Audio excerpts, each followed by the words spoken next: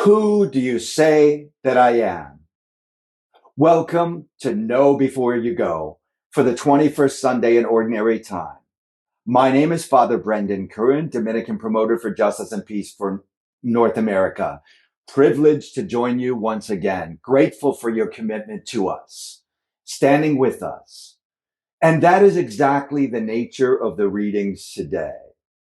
The gospel story, who do you say that I am, is a heartfelt and critical, essential question for all of us, all throughout the scriptures we are gifted with this Sunday. The prophet Isaiah, the first reading, we hear of the calling and anointing of Eliakim in the lineage of the house of David. A reminder in the voice of the prophet Isaiah to not lose heart, to not minimize who Eliakim is, and to recognize that we're part of a long view, a great vision of God's holiness, of I will be your God and you will be my people, the great commitment of God, the covenant.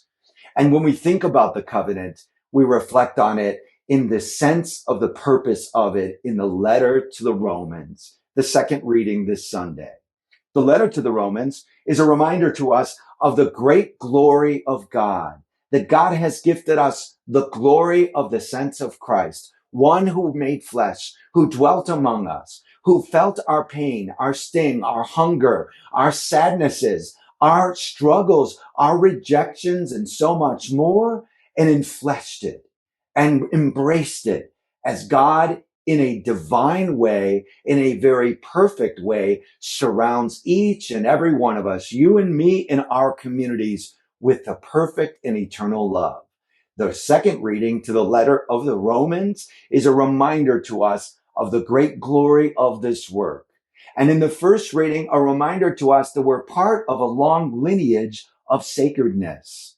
Now, we don't become sacred on our own, but it's the sense of a purpose, of people living with purpose and responding to God, like in this great anointed one, Eliakim, reminding the prophet Isaiah, reminded the elders and the communities around there, don't lose heart, don't minimize his voice. He is part of a long lineage of the house of David, an anointed journey of faith, of that great covenant, I will be your God and you will be my people. And that gets to the heart of the challenge for each of us that sits in the midst of this passage of the Gospel of Matthew. Jesus was gathered with the apostles, gathered with some of his followers, and he asked them to reflect and evaluate, how are we doing? And how he did it was a profoundly, but rather practical question he had for them. Who do people say that I am? So some of those followers, some of those apostles said, well, some believe that you're the coming again of John the Baptist. Others said, well, you're the prophet Elijah that has come back to life, or you're Jeremiah, or others believe you're one of those great prophets, or one new one like them. Then hearing from their analysis of what people are experiencing on their journey, Jesus stopped right there in the conversation and gave them the most powerful, important question of challenge to each of them. Who do you say that I am? Jesus was not pointing to other people and their perceptions of Christ. He wanted them to answer it for themselves, to be authentic leaders of disciples of Christ. In discipleship, we must radically recognize that question in our own action, decisions, and intentionality with our lives.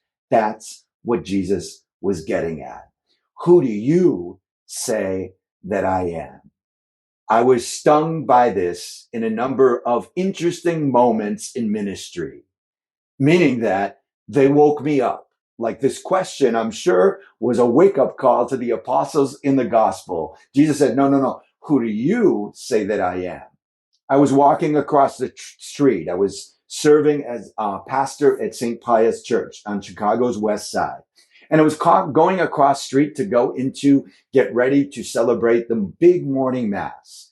And one of my neighbors who I hadn't seen in a while, and I hadn't seen in church in a while, who was a regular parishioner for many years, I saw on the street and I said, "Hi, how are you, Maria?" And I said, "I hope you'll be joining me. It's good to see you. I miss you."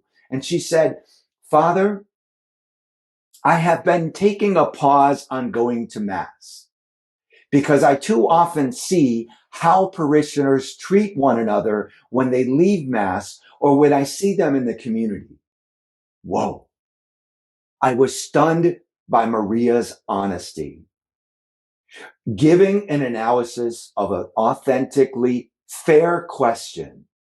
Who do people see that I am? They see who Christ is through our conduct, action, and example for others. Maria woke me up that morning, shook me in my feet in a question that was undeniably authentic and fair. Who do you say that I am?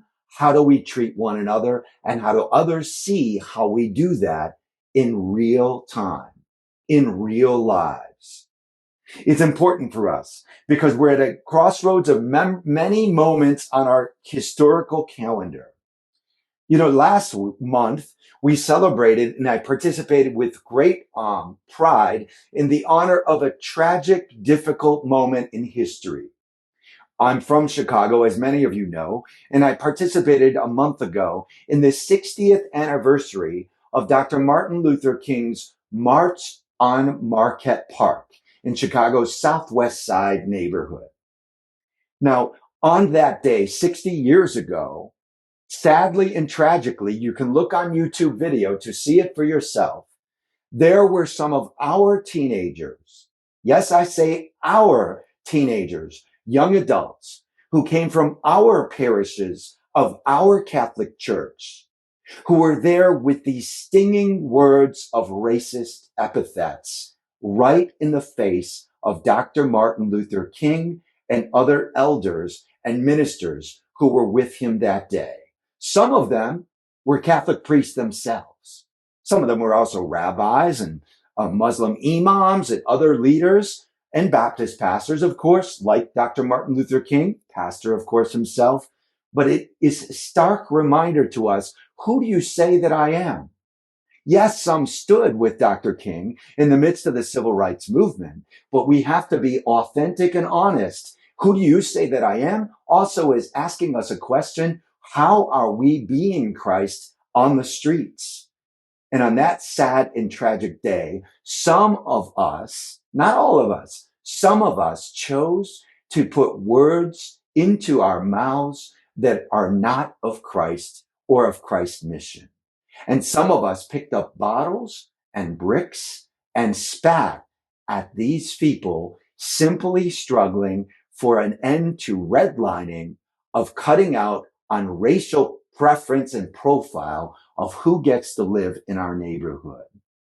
Who do you say that I am? Sorry, it's a heavy topic. It cuts to the bone of me personally, who struggles with this every day. But Jesus is calling us for that radical challenge today. In a few days, we in the Chicago area will mark the anniversary of the Midway Blitz of federal agents on us in Chicago. I say on us because most of what we saw was absolute actions of violence on behalf of federal agents on people who were praying, like our religious sisters who pray every week at the detention center at Broadview, Illinois, and so many other places where we were alarmingly concerned and stood in spaces to alleviate or minimize violence in our midst. Who do you say that I am? That's not just a nice word to sing at when we're at Sunday Mass. It's most importantly how people perceive Christ through your acts, through my acts, through our collective conduct to truly believe and recognize the power of Christ in our lives, being able to transform hate, being able to transform prejudice into acts of love and shaping the mission and vision of Christ for a thirsting and hungering world. Who do you say that I am?